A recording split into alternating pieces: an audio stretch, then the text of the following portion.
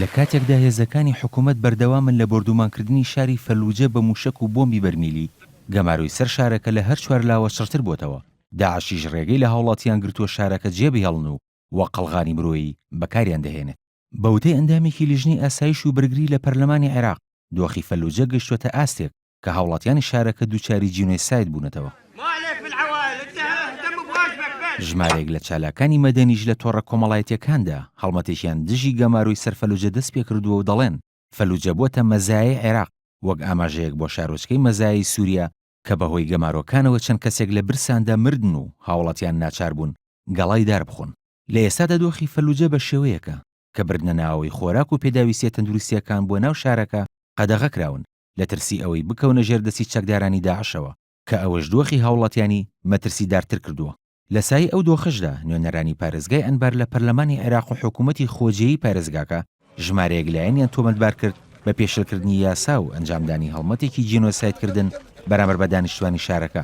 داواشیان لە حەیدەر عەبادی سەرۆکوەزیرانی عێراق کرد هەڵوێستی خۆی بەرامبەر ئەو پێشەلکاریانە بخاتە ڕوو. لەو چوارچێوەیەدا حامید موتڵەق ئەندامی لیژنەی ئاسایش و بەرگری لە پەرلەمانی عێراق لەسەر پشتی پارێزگای ئەنبار ڕایگەیاند دۆخی فەلوجە کارەساتبارە و ڕۆژانە دەیان کەس لە شارەکە دەبنە قوربانی بەهۆی برسێتی و بردومانی بەردەوامەوە کە ئەوەش ناکرێت لێ بێدەنگ بن.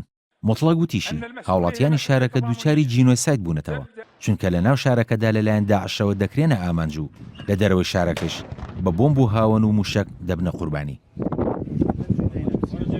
وتیشی ئەگەر حکوومەت ڕێوشێنی پێویست نەگرێتە بەر ئەوا دۆسی فەلوجە ڕەوانی نێتەوە یەکگرتوەکان دەکەن.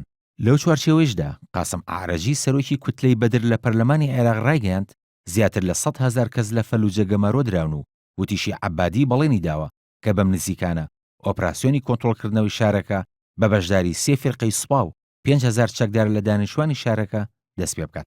بەوتەی دەستگا نافەرمیەکان لە سەرەتای سەپاندنی گەمارۆ بەسەر شارەکەدا نزیکەی 3400 کەس کوژراون کە 500یان منداڵن، 6,000 تریش بریندار بوون. لەلایەکی ترەوە سەعدون عوبەید شەعلان قایمقامی فەلوجە ڕایگەیاند دەیان هاوڵاتی شارەکە کاتێک هەوڵیان دابوو لە شارەکە هەڵبێن بەدەستی چەکدارانی داعش کوژراون و هەڵدراونەتە ناو ڕووباری فوراتەوە. لە ڕووی مەیدانیشەوە داعش لە ڕۆژاوای فەلوجە هێرشی کردە سەر سوپای عێراق و ناوچەی پیشەسازیش لە ڕێگەی هێزی ئاسمانی عێراقەوە بە چڕی بردومان کرا. ئەگەرچی هێزەکانی سوپا و چەکدارانی حەجی شەعبی سەرکەوتوو بوون لە کۆنتڕۆڵکردنەوەی چەند شارێکی گرنگی وەک تکریت و بێجی و ڕۆمادی، بەڵام لەگەڵ ئەوەشدا تا ئێستا لە کۆنتڕۆڵکردنەوەی شاری فەلوجە شکست خواردوو بوون و ڕاگەیاندنی دەستپێکردنی ئۆپراسیۆنی کۆنتڕۆڵکردنەوەی مووسڵیش لەلایەن حکوومەتەوە پێش فەلوجە کەوتووە. کاروان شێخ موحسین NRT